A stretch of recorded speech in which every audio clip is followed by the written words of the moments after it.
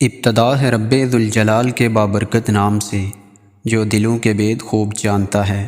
دیکھتی آنکھوں سنتی کانوں کو بیان ٹی وی کی طرف سے السلام علیکم۔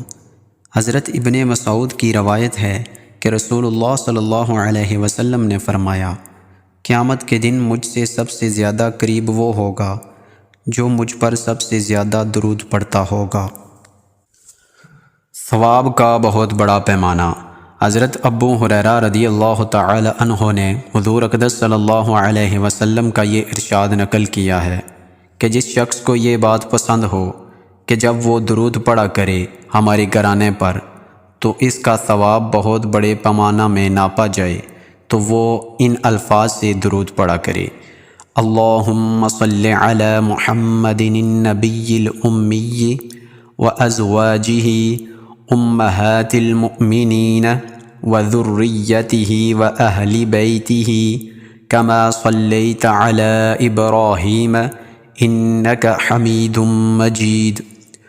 بہت بڑی ترازو میں وہی چیز تولی جائے گی جس کی مقدار بہت زیادہ ہوگی۔